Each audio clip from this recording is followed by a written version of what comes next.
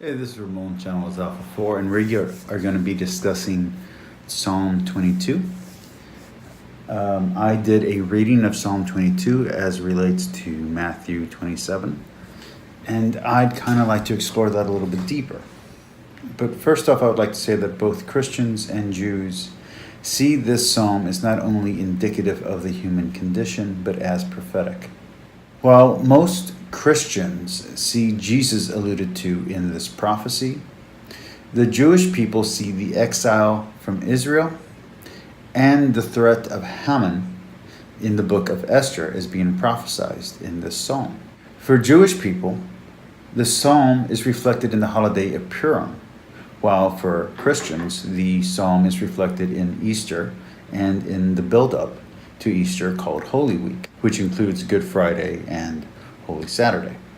For Christians, this psalm takes a little bit higher importance, or greater importance, as to them, and that includes me as I am a Christian, we see prophesied the Lord's death, crucifixion, resurrection, and the coming of the church.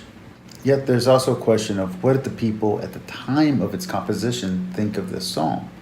Well, to them, this was the prayer of a once ill and dying man, giving praise for his recovery to the Lord, fulfilling his vows to proclaim praise in return for his salvation.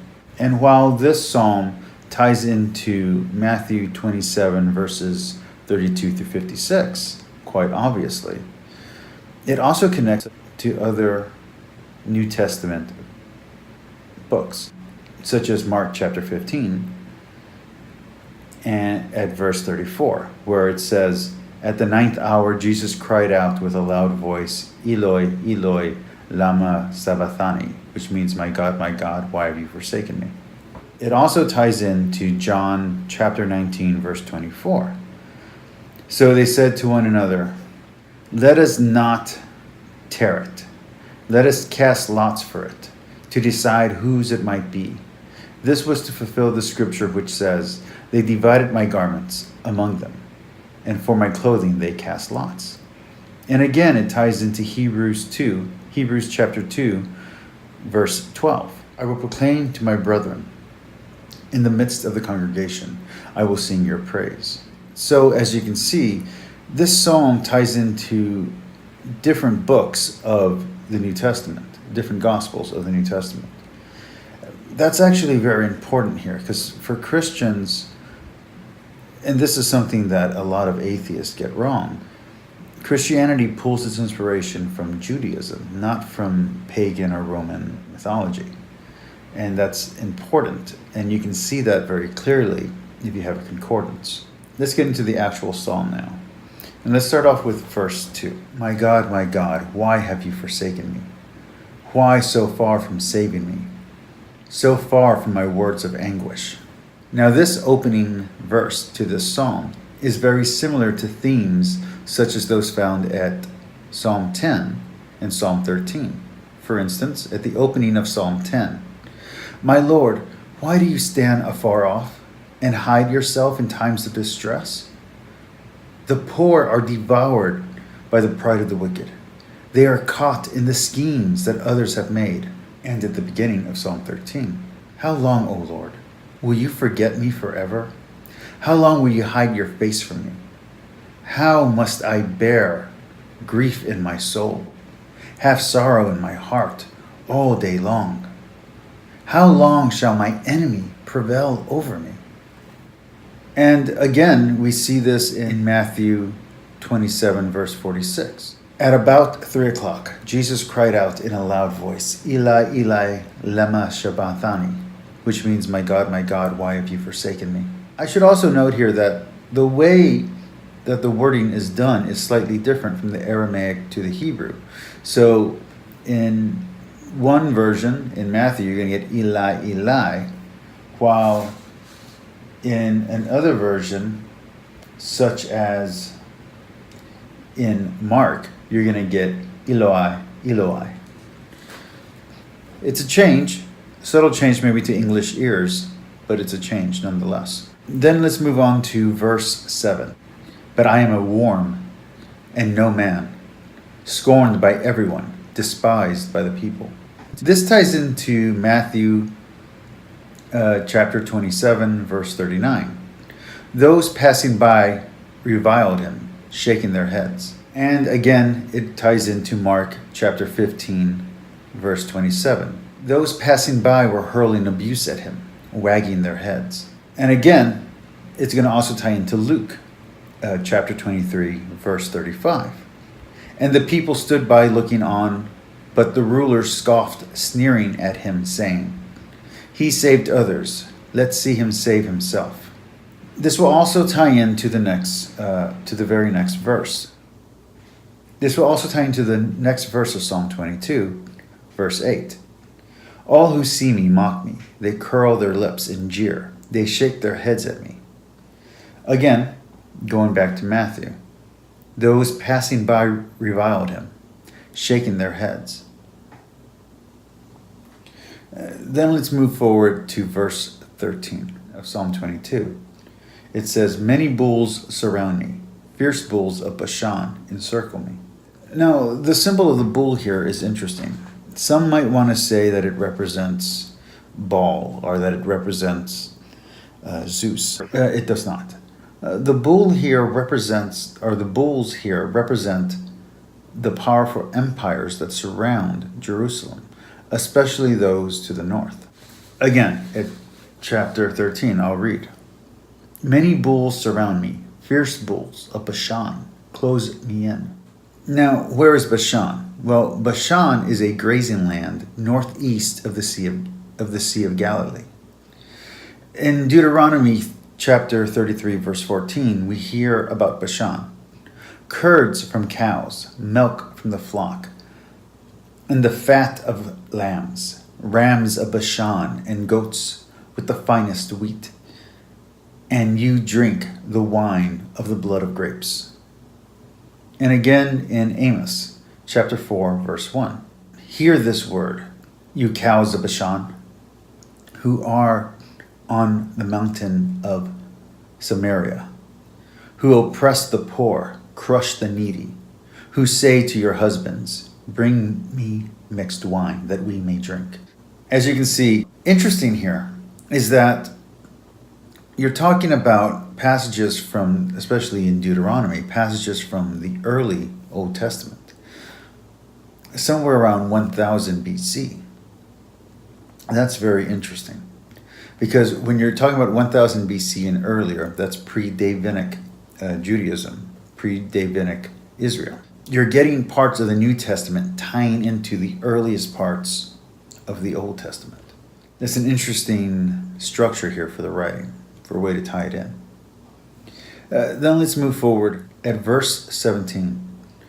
"For dogs have surrounded me, a band of the wicked beset me. They have pierced holes in my hands and feet." Now, obviously for the Christian, the piercing of the holes in hands and feet is the big verse. But let's talk about the dogs. The dogs here represent the mob of the common people. That might be a part of the metaphor that's lost.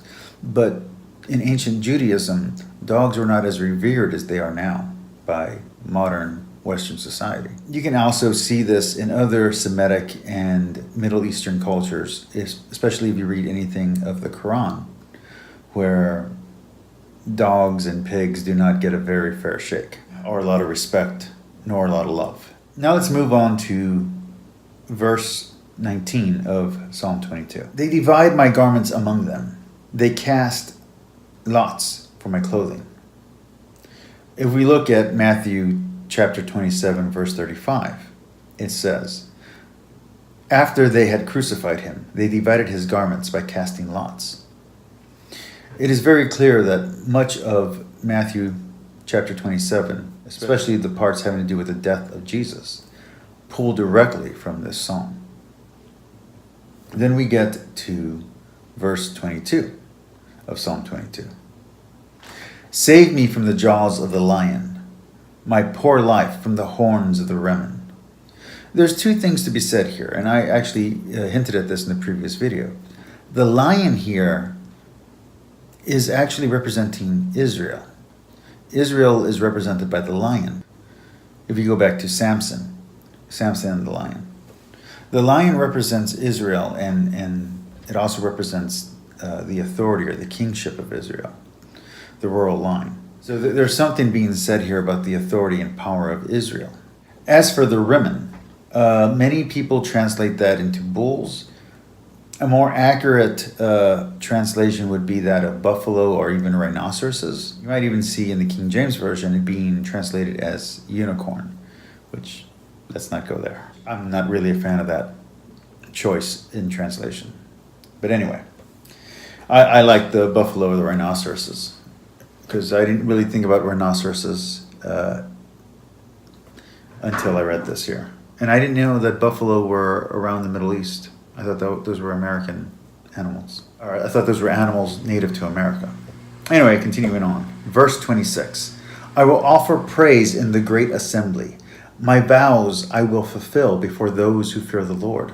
The great assembly here is a reference to the temple of Jerusalem. Then we get to verse 30. All who sleep in the earth will bow low before God.